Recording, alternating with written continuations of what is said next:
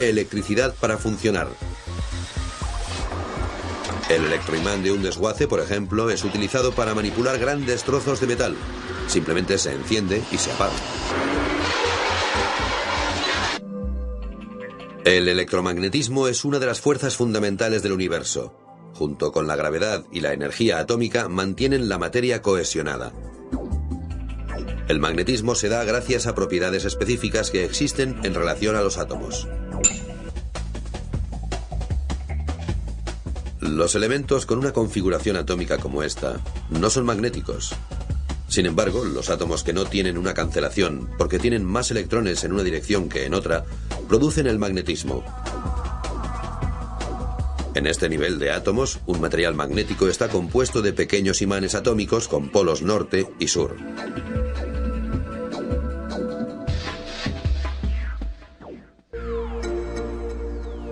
El magnetismo, como fuerza invisible, ha intrigado a la humanidad durante miles de años. En Occidente, el filósofo griego Platón fue uno de los primeros en describir las propiedades de los imanes.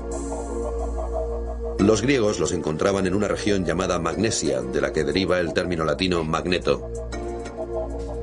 Podemos encontrar piedra imán en cualquier lugar del planeta. La Tierra es el único planeta que produce imanes naturales. El nombre científico de la piedra imán es magnetita. El primer uso práctico de la magnetita fue la brújula, un aparato que siempre señala al norte. La aguja de la brújula se producía magnetizando una pieza de acero. Esto se conseguía frotándola en una dirección con una piedra imán. Esta es una réplica de un instrumento chino de 2000 años de antigüedad. Servía para determinar el norte. El imán, con forma de cuchara, giraba en un disco pulido. En Europa, donde la brújula empezó a utilizarse 1000 años después, su uso como herramienta de navegación supuso una revolución, especialmente en condiciones de mal tiempo cuando no se pueden ver ni el sol ni las estrellas. Los imanes y el magnetismo empezaron a ser estudiados con detalle en el siglo XVII, cuando William Gilbert publicó The Magnet, obra en la que afirmaba que la Tierra es un imán gigante. Por esta razón, las agujas de las brújulas, acero magnetizado, giran indicando el norte. Durante los siguientes 200 años hubo muchas especulaciones hasta que en 1819 en Dinamarca se dio el siguiente gran paso. Hans Christian Ørsted fue el primero en demostrar que una corriente a través de un alambre puede producir un campo magnético. Simplemente acercó una brújula a un alambre, hizo pasar la electricidad y la aguja giró. Cuando la electricidad dejó de circular, la aguja volvió a su posición inicial. Esta fue la primera ocasión en que se demostró que se puede crear magnetismo con electricidad. El efecto contrario fue descubierto por el científico británico Michael Faraday, quien demostró que un campo magnético cambiante puede inducir una corriente eléctrica. Entonces el mundo descubrió dos de los grandes secretos del universo, que el magnetismo en movimiento producía electricidad y que la electricidad producía magnetismo. Fue James Maxwell, el matemático y físico escocés, quien relacionó las observaciones de Ørsted, Faraday y otros para generar las ecuaciones que llevan su nombre y que representan la base de todo nuestro conocimiento sobre electromagnetismo y, en consecuencia, la base de gran parte de la tecnología moderna. Pero antes de que la ciencia y la tecnología abrazaran definitivamente el poder de los imanes y los electroimanes, magos e incluso generales del ejército ya sabían que podían manipular el poder invisible del magnetismo. En 1856, Napoleón III necesitaba sofocar una revuelta en Argelia instigada por un brujo local. Así que envió al mago francés Jean-Robert Houdin para demostrar que la magia francesa era más fuerte. Houdin mostró una caja vacía que cualquier persona podía levantar. Tenía el fondo de metal y, accionando un electroimán oculto en el suelo, la caja se convertía en inamovible. Con este truco pudo convencer al brujo que con su mágico poder podía quitar la fuerza de cualquier guerrero.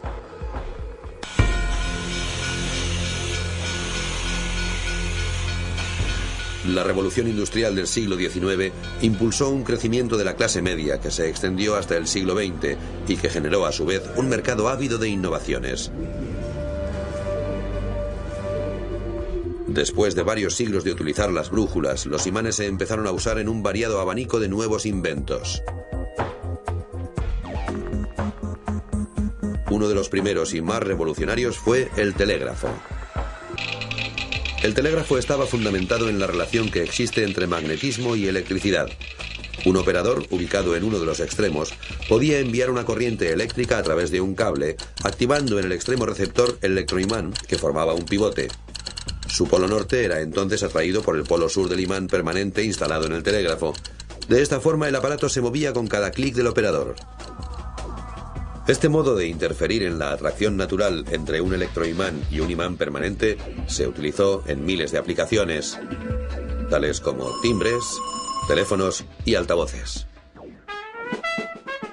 Sin embargo, la aplicación más importante fue conseguir que las cosas girasen: los motores eléctricos. Así, donde quiera que haya una maquinilla de afeitar, una batidora, una lavadora o una máquina en la cadena de producción de una fábrica, hay imanes permanentes y electroimanes. El magnetismo es algo fundamental en los motores eléctricos. ¿Cómo funciona? El motor utiliza la atracción de los polos opuestos y la repulsión de los polos iguales para hacer girar la armadura, que es lo que se mueve en el motor.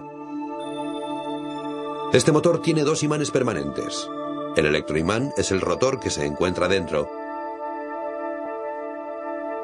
Aunque un aparato eléctrico no contenga imanes en su interior, estos están siempre presentes, puesto que el aparato necesita corriente eléctrica para funcionar, y la corriente eléctrica es posible gracias a los imanes y los electroimanes. Para convertir el movimiento mecánico, una turbina de viento, la fuerza del agua o el movimiento de un motor de gasolina en electricidad, necesitamos un campo magnético. Necesitamos generadores cuyo fundamento clave es el magnetismo. Los imanes juegan un papel crítico en los generadores que producen energía. Cuando el generador gira, los imanes pasan cerca de cables de cobre y debido al efecto Faraday, estos imanes están induciendo corriente en los cables de cobre, produciendo electricidad. El desarrollo de la industria eléctrica supuso un auge en el uso de imanes. Además, este desarrollo hizo que los imanes mejoraran y con ello la propia industria.